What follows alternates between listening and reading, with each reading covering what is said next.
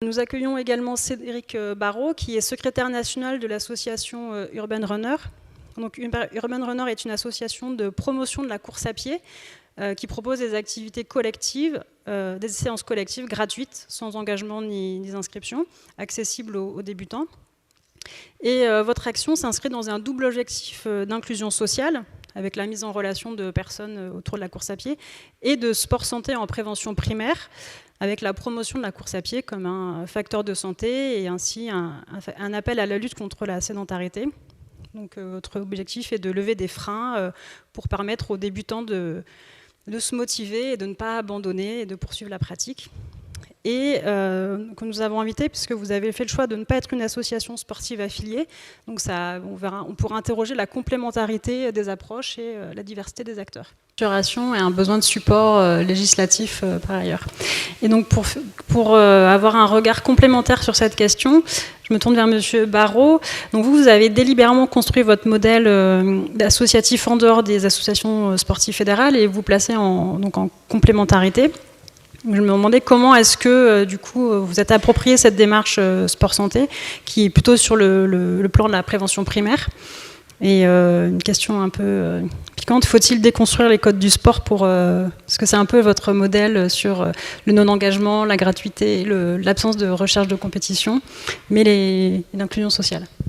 Oui, tout à fait. Déjà, merci de m'avoir invité pour représenter effectivement ce milieu associatif. Donc pour bien comprendre pour bien comprendre l'action que l'on mène, il faut comprendre la genèse de l'association. Donc l'association a été créée officiellement en 2015, donc ça fait déjà plus de 6 ans qu'on existe. Elle a été créée par le président Stéphane Cross, qui est parti d'un concept simple, c'est qu'en fait, quand on va courir seul, on va vite, mais quand on court à plusieurs, on va plus loin. Et en fait, très vite, il a commencé à courir. Tout seul, il s'embêtait, donc il a été courir avec ses copains de quartier. Puis au fur et à mesure, ça a grandi. Au bout d'un moment, on a fini par créer un groupe Facebook. Les amis des amis sont arrivés, ça a pris de l'ampleur. Au-delà du quartier, on s'est étendu à la ville de Bordeaux, qui est le siège de l'association. Et petit à petit, des gens, pour avoir entendu parler de l'association, pour voir comment ça se passait, des bénévoles ont mis en place dans plusieurs villes de France les actions que nous on menait au niveau de Bordeaux. Donc aujourd'hui, Urban Runner France est présent dans une vingtaine de villes. Pas forcément des grosses villes, mais aussi des petites villes. Il n'y a pas de notion à partir du moment où il y a quelqu'un qui est volontaire, donc un bénévole qui se compte au nombre de 40 actuellement, est motivé pour effectivement animer des sorties de course à pied, peut le faire de façon juste parce qu'il a envie, effectivement, sur son territoire. Voilà. Donc il y a différents points qui font notre différence. C'est effectivement, comme vous le citiez, c'est l'indépendance par rapport aux fédérations. Alors je précise qu'on n'a rien contre les fédérations, c'est juste qu'aujourd'hui les fédérations ne peuvent pas répondre à tous les besoins non plus. Alors, tous les besoins, pourquoi ? Parce qu'effectivement, ils ont une étiquette, l'étiquette de la compétition. Cette étiquette-là, si elle est visible par tout le monde, voilà, au même titre que les clubs. Vous ne pouvez pas attirer quelqu'un qui est sédentaire, qui n'a pas trop envie de pratiquer du sport, à aller dans un club. D'une part, il faut payer, et après, il faut aller aux entraînements, et puis s'entraîner avec des gens qui ont une beauté du corps sculptée. Pour certains, je ne dis pas que c'est partout pareil dans tous les clubs, puisqu'il y a des clubs qui font des démarches sport santé aussi en interne, mais il y a cet a priori-là. Et donc nous, on n'a pas voulu être affiliés pour ce côté, on ne veut pas être associé à la compétition. D'autre part, la fédération implique effectivement des cotisations, et nous, on ne voulait pas cotiser, s'affilier et imposer à des gens d'acheter une licence. Donc ça, c'est un point très important.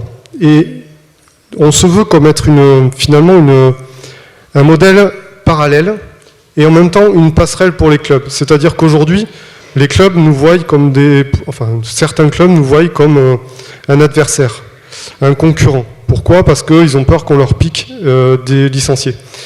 Or, nous, on ne voit pas ça comme ça. C'est-à-dire qu'on préfère qu'un débutant se sente bien chez nous, qu'il progresse avec nous, et qu'au bout d'un moment, ils se disent « Ah ben finalement, j'ai envie d'aller plus loin ». Et ben dans ce cas-là, on l'envoie vers un club. On lui dit « Là, tu es arrivé aux limites de ce qu'on peut faire, de ce qu'on peut t'aider. Dans ce cas-là, va dans un club, va avoir un coach, va performer, va faire ce que tu as envie de faire ». Donc on est dans une approche vraiment parallèle, passerelle, mais en aucun cas concurrentielle, contrairement à ce que certains peuvent penser. Ensuite, on a le côté pas de démarche commerciale, c'est-à-dire qu'on est complètement indépendant des marques. Certains diraient, comme les clubs, il faut aller à la recherche du sponsoring. Aujourd'hui, nous, on n'est pas dans cette démarche-là, on va être totalement indépendant. Pourquoi? Parce que à partir du moment où vous faites appel à des sponsors, vous faites appel à des établissements privés qui financent plus ou moins votre association, derrière il y a quelque chose, il y a du commercial. Si vous restez sur une association qui n'a pas de démarche commerciale, vous êtes plus facilement entendu. Vous savez que l'approche de l'association, c'est purement de l'associatif, sans intérêt commercial. Et ça, c'est pareil, quand vous avez une structure, on pourrait parler d'Adidas qui propose des sorties running aussi, ce sont des personnes qui sont payées, qui sont pour certains coachs, derrière, il y a la vente de chaussures, de matériel. Donc on fait du sport santé pour finalement se redorer un petit peu une image. Et nous, on n'est pas là-dessus, on veut vraiment que le modèle associatif que l'on crée, au travers du sport santé, prévention primaire, bien-être et inclusion sociale, soit la priorité. Ensuite, on m'a posé la question, effectivement, un directeur d'une école sur Bordeaux, de l'école Amos, qui me dit, voilà, pourquoi vous voulez faire une pratique libre, finalement, puisque le jogging est une pratique libre, si je ne dis pas de bêtises, les chips, ça doit être 60% de pratique libre, de vouloir faire d'une pratique libre, enfin, encadrer une pratique libre. Encadrer, pourquoi? Parce que si, aujourd'hui, on était libre, on ne serait pas là. Parce qu'il n'y avait pas d'encadrement, il n'y avait pas de cadre associatif, il n'y avait rien. Donc on ne pouvait pas être représenté. Donc aujourd'hui, je suis là avec vous parce que justement, il y a une structure, une association, et donc du coup, un encadrement. D'autre part, on a des bénévoles qu'on souhaite assurer, pour lesquels on veut garantir des choses, et effectivement, c'est important aussi pour nous.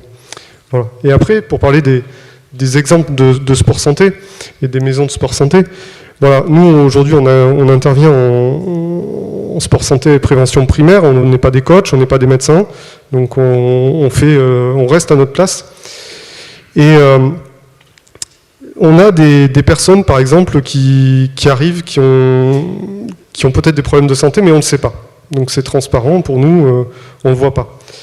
Et pour autant, ces personnes-là, quand on discute avec eux, après les avoir fréquentés assez régulièrement, ils nous disent, ben voilà, moi c'est mon médecin qui m'a envoyé pour faire du sport parce que j'ai des problèmes digestifs et que la seule solution que j'ai, parce que j'ai eu des médicaments, on m'a mis des médicaments, ça m'a tué le système immunitaire et autres, on m'a dit la seule solution que tu as, c'est d'aller faire du sport.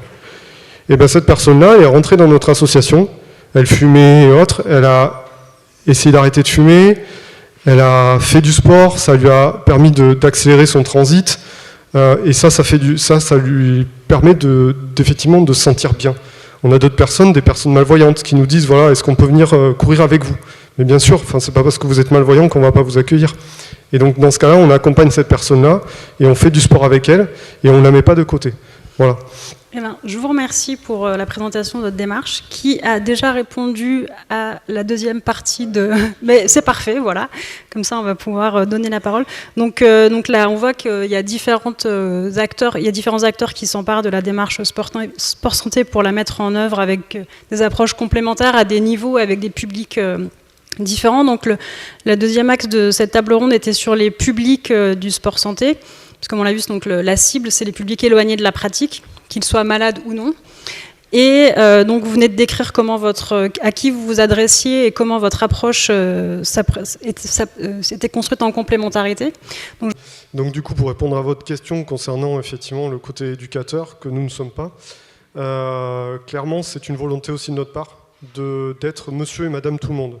C'est-à-dire que pour nous c'est un frein. De tout de suite penser coach, penser éducateur, on fait appel au côté professionnel, au côté club. Donc pour tout ce qui est effectivement problème de santé, alors tout ce qui est APA forcément, c'est de l'APA, c'est du club, c'est des gens formés, il n'y a aucun problème pour ça. Après, en sortant de l'APA, il y a de la place pour tout le monde. Et nous on part du principe que c'est pas, déjà d'une part on ne connaît pas les problèmes de santé des personnes qui arrivent. On ne leur fait pas faire un bilan santé non plus. Alors vous allez me dire c'est un reproche, mais en même temps, les personnes qui vont courir entre elles dans la rue le soir ou autre, elles vont pas se présenter leurs certificats médicaux pour dire ah ben tiens je peux pas aller courir avec toi. Donc je préfère que ces gens-là aillent courir à une allure effectivement inférieure à 8 km/h, qui est une allure à faible intensité, qui est reconnue en l'occurrence par le docteur Feltz qui m'avait orienté sur cette vitesse lorsque j'avais participé aux assises européennes du sport santé sur ordonnance, sur la partie effectivement sport sur ordonnance et après, c'est-à-dire que vraiment on se place sur une stratégie au-delà de l'APA. Il y a les clubs forcément, sur lesquels on peut avoir une continuité, mais aussi il ne faut pas abandonner les gens qui sortent de l'APA, et c'est très important pour nous de pouvoir les accompagner sans les stigmatiser, c'est-à-dire que vous avez un diabète, vous aviez du surpoids, peu importe, on n'est pas là pour faire de la discrimination, tout le monde est bienvenu chez nous. Et effectivement, en fonction des pathologies, on peut repérer effectivement, typiquement le surpoids ça se repère rapidement, on n'a pas besoin de montrer un certificat médical, et pour autant on a des sessions débutantes, donc à une allure de faible intensité, qui permet à la personne de pratiquer sans risque, et après c'est les bénévoles qui animent les sessions, qui font la surveillance, on va dire. Et si on voit qu'il y a des soucis, on lui dit va voir un médecin. On n'est pas là pour se substituer au médecin, effectivement.